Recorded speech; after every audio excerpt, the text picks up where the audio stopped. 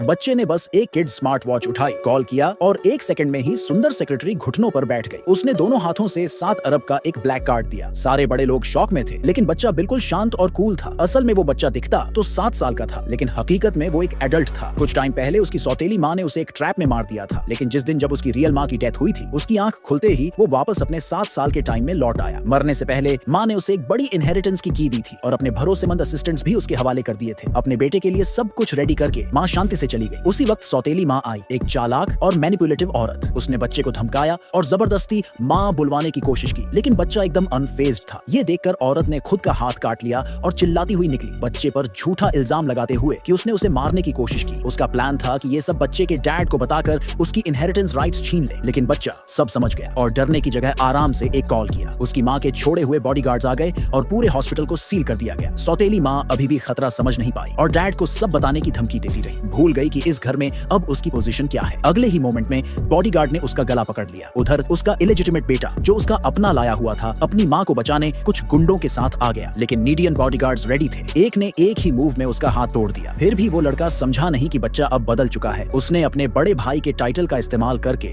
बच्चे को दबाने की कोशिश की, लेकिन बच्चा उसे दिल से नफरत करता था। पिछले जन्म में उसी ने उसे मारा था, तो उसने एक रूलर मंगाई और उसे 99 थप्पड़ मारे ताकि उसे याद रहे कि अब कौन किसका मालिक है। ठीक उसी टाइम बच्चे के डैड की सेक्रेटरी अर्जेंसी में आई, सबको शांत करने की कोशिश में, लेकिन बच्चे को अपनी पिछली जिंदगी याद आ गई, जब इसी औरत ने उस सौतेली माँ और उसके बेटे की मदद की थी, जिससे उसकी पूरी जिंदगी बर्बाद हो गई थी। एक सिंपल सेक्रेटरी को खुद पर चिल्लाते देख बच्चा गुस्से से भर गया और रूलर से उसकी टांग पर एक जोरदार चोट मारी। उसे इतना गुस्सा आया कि उसे पिंजरे में बंद करने का सोच रहा था, लेकिन तभी उसका एक आदमी आया और याद दिलाया कि बोर्ड मीटिंग शुरू होने वाली है। बच्चे ने सोचा कि असली लड़ाई तो अब शुरू हो रही है, इसलिए फिलहाल उन्हें छोड़ दिया। उधर वो इलेजिटिमेट भाई, जो बच्चे से हार नहीं बचा पाया, भागकर अपने डैड के पास पहुंचा और कहा कि बच्चा पागल हो गया है, उसने उसकी माँ को मारने की कोशिश की। सेक्रेटरी ने भी उसकी बातों को सपोर्ट किया, कहा कि अब तो वो अपने भाई को मार रहा है और अपनी सौतेली माँ को पॉइजन देने की कोशिश कर रहा है। बाप गुस्से से भर गया। उसे एक आदमी ने बताया कि बच्चा कंपनी में बैड रेपुटेशन कमा चुका है और अगर इमरजेंसी मीटिंग बुलाई जाए तो उसे सीक्रेटली हटाया जा सकता है, लेकिन बच्चा ऑलरेडी सब जानता था। उसने अपनी माँ की छोड़ी हुई सेक्रेटरी को कॉल किया और बोला, लिमिट वाले स्टॉक फ्यूचर्स तुरंत खरीदो। फिर अपने ब्लैक ड्रेस पहने बॉडीगार्ड्स के साथ मीटिंग की तरफ बढ़ा। जैसे ही एंट्री के पास पहुंचा, उसका वही इलेजिटिमेट भाई रास्ता रोक कर बोला, तुझे अंदर जाने का कोई हक नहीं। इतना ही नहीं, सब डायरेक्टर भी आ गया और बच्चे पर चिल्लाने लगा, लेकिन बॉडीगार्ड ने उसे एक जोरदार स्लैप मारा बिना कुछ सोचे। और उसी वक्त मीटिंग टाइम से पहले ही शुरू हो गई थी। सारे शेयर होल्डर्स पहले से ही उस हरामी भाई द्वारा खरीद लिए गए थे और उसे न्यू हेयर बनाने की तैयारी थी, लेकिन जैसे ही सेक्रेटरी रिजल्ट अनाउंस करने जा रही थी, बच्चा ठंडी सीरियस एक्सप्रेशन के साथ अंदर दाखिल हुआ।